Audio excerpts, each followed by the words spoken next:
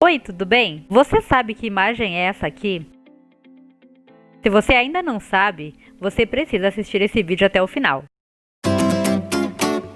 Vem aprender bio comigo? Essa é uma filogenia, também chamada de árvore filogenética ou cladograma. Ela é uma representação gráfica das relações evolutivas entre espécies.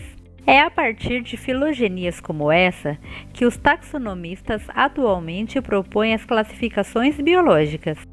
Para você entender do que eu estou falando, nós vamos usar um exemplo muito simples. Imagine que você é um sistemata de primatas e, ao ir ao campo, você encontrou 3 espécies de macacos. Como um sistemata, você tem interesse em saber qual a relação evolutiva entre essas espécies, para poder propor a classificação delas. Você é capaz de definir qual espécie é mais próxima de qual? A1 dá 2, A2 dá 3 ou A1 dá 3? Fica meio difícil. Então, eu vou fazer uma proposta aqui. Nós vamos voltar no tempo há alguns milhões de anos. Se segura! Pronto, voltamos ao passado. Há alguns milhões de anos atrás, nenhuma daquelas 3 espécies existia. O que a gente conseguiu observar também que o ambiente onde elas estão agora era bastante diferente. Observem aqui que existia uma única espécie desses macaquinhos, distribuída ao longo de todo esse território. Observe também que, assim como qualquer outra população de ser vivo, existia uma variação morfológica entre os indivíduos que formavam essa população de macacos. Alguns macaquinhos tinham a cauda mais longa, outros mais curta, alguns eram mais escuros, outros mais claros. Essas variações morfológicas têm bases genéticas e são transmitidas entre os organismos por meio da reprodução, ou seja, os genitores passam essas características para os seus filhotes. A variação entre os indivíduos que formam a população é importantíssima para garantir a sobrevivência da espécie. E sem a variação, não existe processo de seleção natural. Agora que a gente já viu essa população inicial, vamos um pouquinho para frente no tempo. Nós já sabemos que, assim como seres vivos, a superfície da Terra também está em constante mudança. Um tipo bastante comum de mudança que pode acontecer é o surgimento de montanhas, em decorrência do choque entre 2 placas tectônicas. Observem aqui que na área onde a população original de macaquinhos originalmente se distribuía, ocorreu um processo como esse, e uma cadeia de montanhas se formou. Essa população, inicialmente única, agora se dividiu em 2 populações completamente separadas, não havendo contato entre os indivíduos e, portanto, também não existindo a reprodução entre eles. Nós dizemos, então, que ocorreu um isolamento genético entre elas, uma vez que não existe a troca de genes entre os indivíduos de diferentes populações. As mudanças geológicas podem desencadear outros tipos de mudanças, como, por exemplo, no clima e também na pluviosidade. É o que aconteceu aqui nessa área.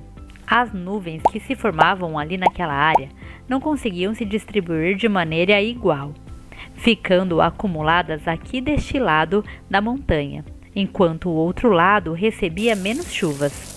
Ao longo do tempo, isso fez com que essa área aqui, à direita, ficasse mais seca em comparação com a área do lado esquerdo. E isso causou mudanças nas árvores que ali estavam, que tinham em sua folhagem muito mais folhas amareladas em comparação com as árvores do outro lado.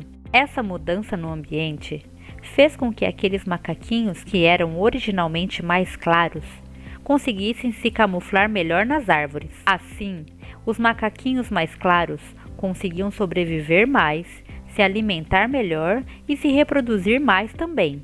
Enquanto isso, os macaquinhos mais escuros nessa área eram mais caçados, conseguiam se alimentar menos e, portanto, conseguiam se reproduzir menos. Ao longo do tempo, portanto, os macaquinhos mais escuros foram se tornando cada vez mais raros na população, enquanto que os macaquinhos mais claros, por se reproduzirem mais, deixavam mais descendentes com as suas características genéticas, ou seja, macaquinhos mais claros. Isso foi fazendo com que essa cor começasse a aumentar em frequência na população. Com o passar do tempo,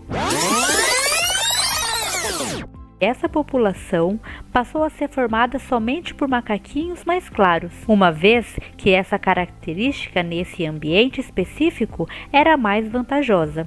Um detalhe muito importante que a gente tem que levar em consideração é que macaquinhos claros já existiam na população. A única coisa que aconteceu aqui foi que uma mudança ambiental fez com que eles aumentassem em frequência na população. Ou seja, a mudança ambiental não fez com que surgissem macaquinhos claros a fim de se adaptarem a uma nova situação. Na verdade, eles foram beneficiados por uma nova situação ambiental.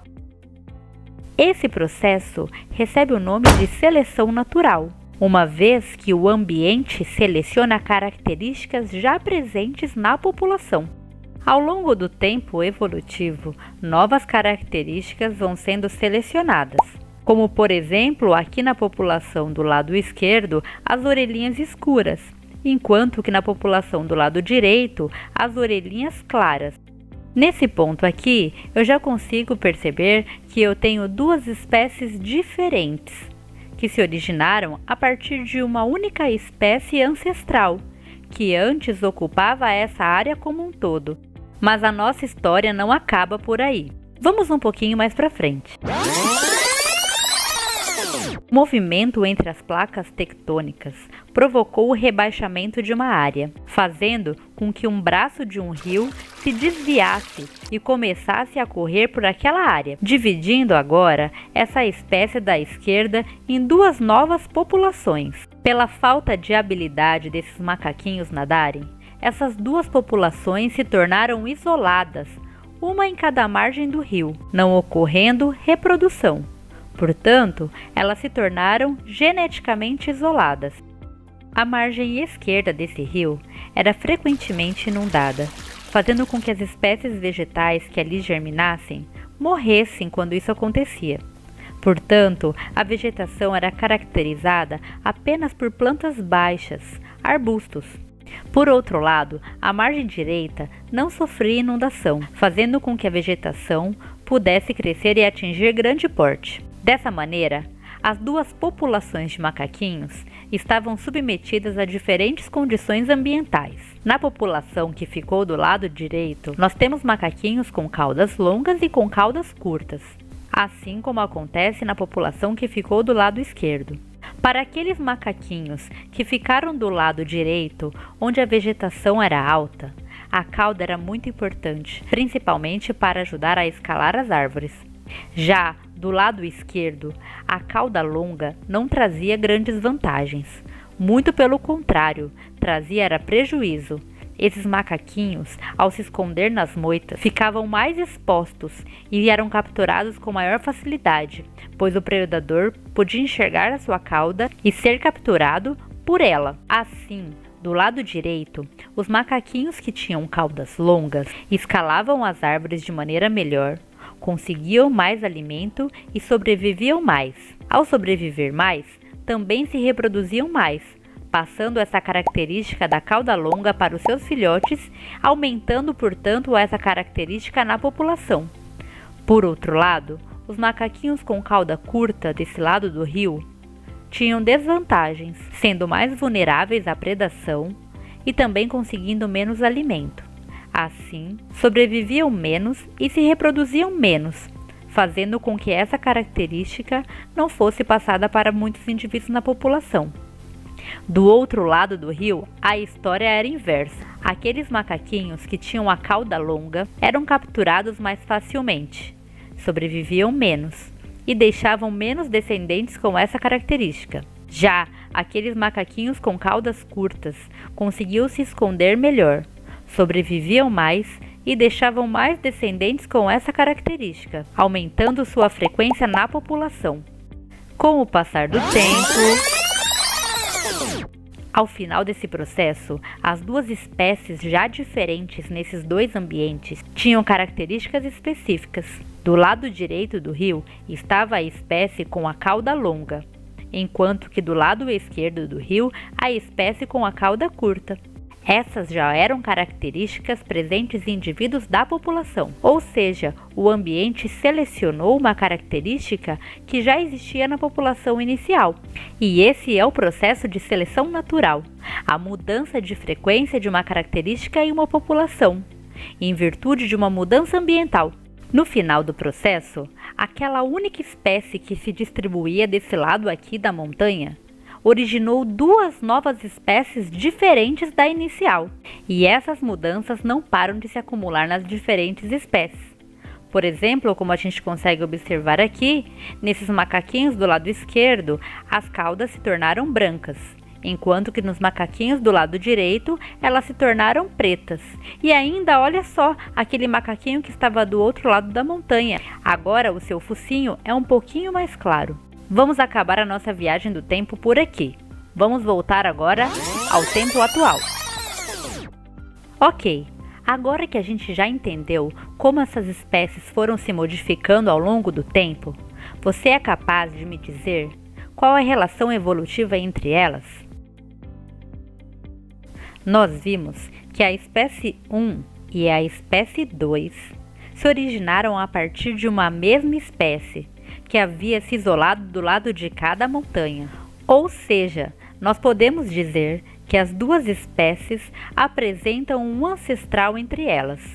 Esse ancestral era relacionado à espécie que ficou isolada do outro lado da montanha, uma vez que as duas se originaram a partir de um único ancestral, que ocupava toda essa área inicialmente. Uma árvore filogenética representa exatamente isso.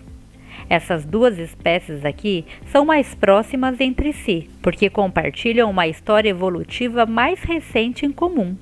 Mas aquela espécie que ficou isolada do outro lado da montanha também compartilha parcialmente essa história, uma vez que ela é relacionada ao ancestral dessas duas espécies aqui. Graficamente, fica assim.